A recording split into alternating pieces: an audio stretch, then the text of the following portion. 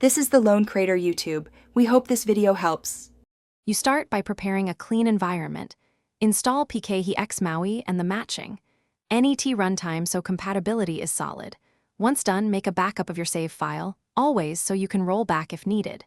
Now open Pkhex Maui, choose File, then Open and select the save. Save you backed up. This ensures the editor reads the right data structures. If it fails to load, check that the save is not compressed or in use by the emulator. Next, you edit what matters. Pick a Pokemon slot or import a PKM file to avoid manual entry. When editing, change species, ability, nature, Roman 4 and EVs and moves. Do this with intent so legality stays reasonable. Then update held items, box placement, or player PC contents as needed. Before moving on, click Validate to catch illegal combinations. This helps you understand why certain changes would break the game. If Validate flags issues, adjust values until the validator is clean.